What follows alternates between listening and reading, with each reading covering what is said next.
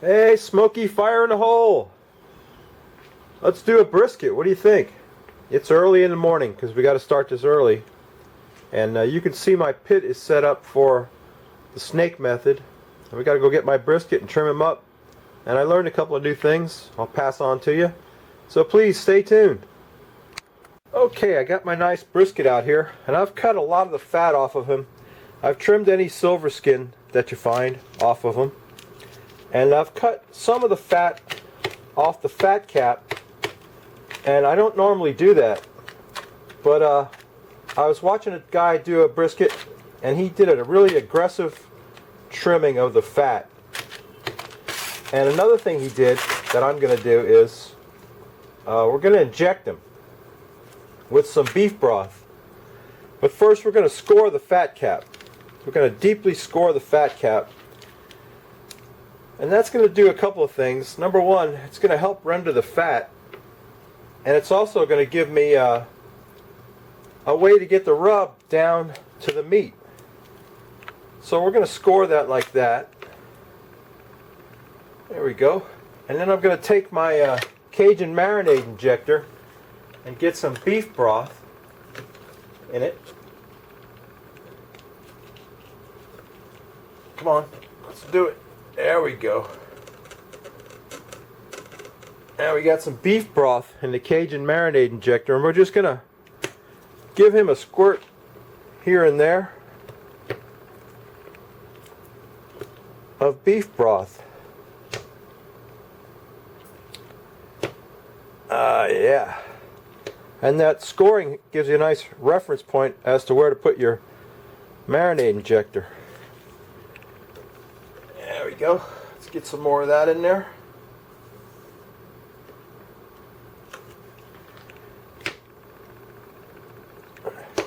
Get him injected up good with beef broth.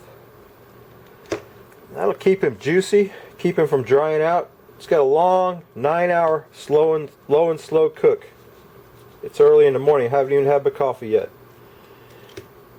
Lord have mercy, I need a cup of coffee. But be that as it may, we got to get going. We got to get this thing going. Okay, let me get him injected up, and I'll bring you right back. I'll show you what I'm going to do. So please stay tuned. Okay, my brisket has been injected, and normally I would rub him down with some yellow mustard. But for this cook, I'm going to do something a little differently. I'm going to squirt some Worcestershire sauce on him all over. And then we're going to hit him with some Tango Joe's Midnight Espresso, which is really good, perfect for brisket. So we're going to liberally coat him with that Midnight Espresso. This is the top of the brisket, the fat cap, and I got to flip him over and do the other side.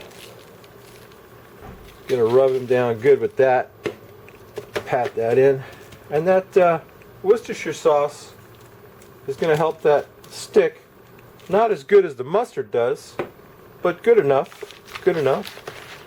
Let's flip him over on the other side. Hit him with some Worcestershire sauce. Nothing like Worcestershire sauce and beef kind of go together. And Midnight Espresso is the perfect rub for a brisket. So there we got him. We got our brisket rubbed down right there. We need some more Midnight Espresso. So there's enough in the can to do probably 2 briskets. So anyway, okay, how's he look? Pretty good, huh? Alright, we're going to get our snake method fire going and get him on the grill, and I'll bring you back and show him what that looks like. So please, stay tuned. Okay, as you can see, all the lit coals are here at one end of the snake, and I've got a drip pan full of water over there. And I'm going to put Mr. Brisket on there with the fat cap up. Put a little bit more rub if I can get it on there. Some of the rub came off. It's better to use mustard, I think, now that I realize it, but too late. Okay, he's set to go. All we got to do now is close the cover and wait 9 hours, and that snake will eventually burn around slowly smoke that baby up. We'll come back and show you what that looks like. When we get about an hour in, I'm going to hit them with some mopping sauce. So please stay tuned. We're an hour into this cook, and my Weber Kettle is maintaining a perfect 250 degrees temperature. And what I like to do now is I like to mop my brisket as we cook.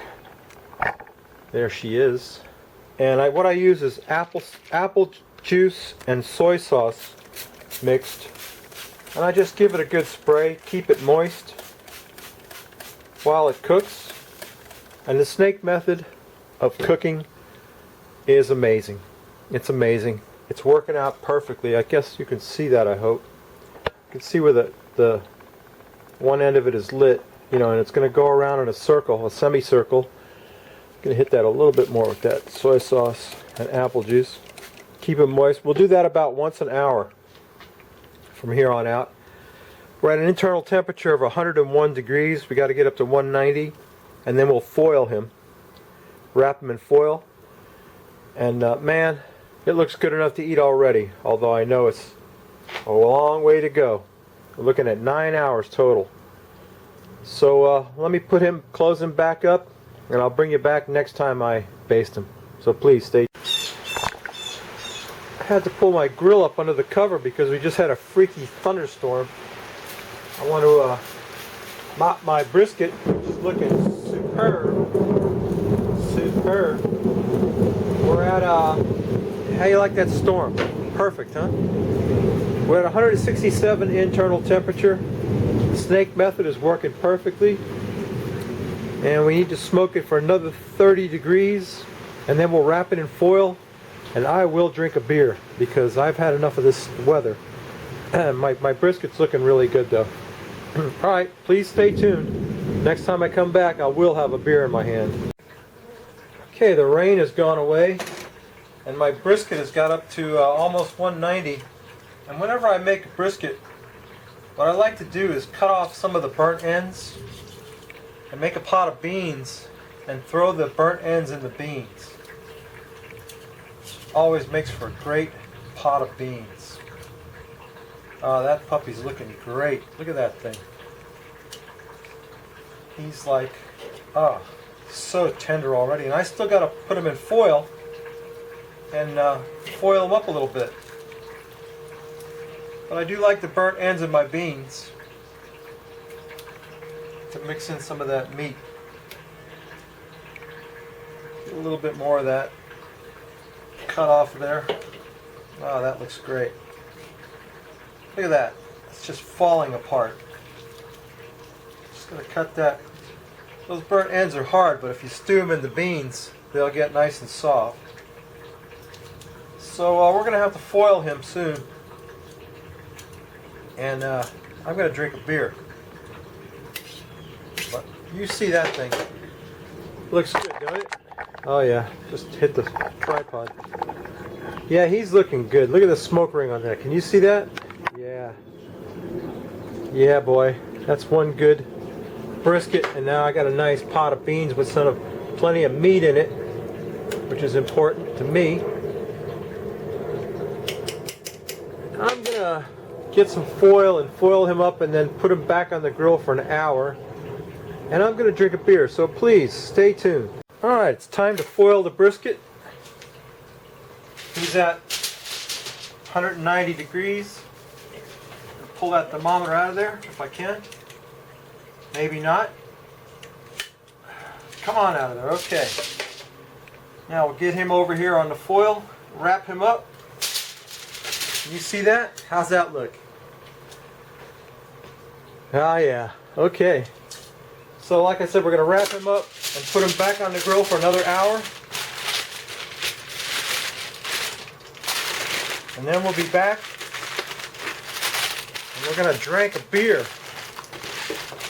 Foil him up, stick him back on there. I got to get those beans off of there.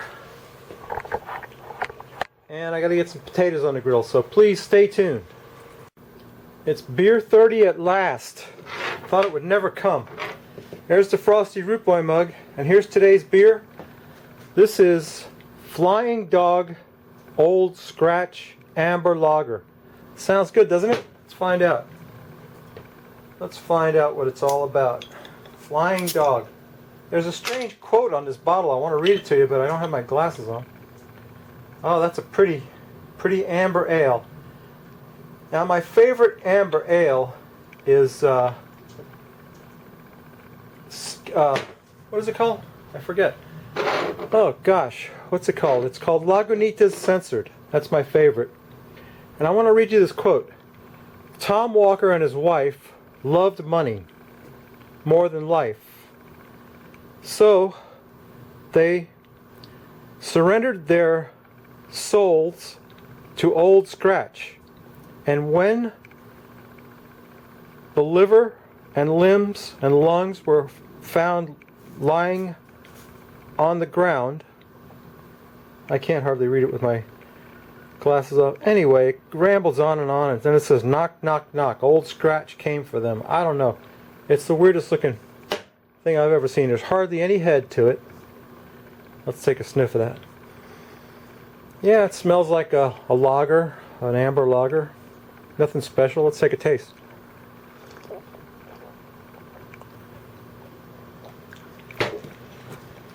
It's pretty good. Pretty good. Of course, at this point, a Corona would be good because I'm dying of thirst. But yeah, it's not bad. Flying Dog Old Scratch. So my brisket's still in the foil, and I got some campfire potatoes going on in here. And we're just going to let that sit a while longer, and then we'll take that brisket out and slice them up, and I'll show you what that looks like. I'll do a money shot. Anyway, if you like this crap, please subscribe, and come back next week. We're going to do something cool, I promise you. I don't know what yet. And thanks for watching. See y'all later. Have some Old Scratch on me. That's good stuff. Oh, Roll, you can walk away now. Thank you. See y'all later. Thanks for watching.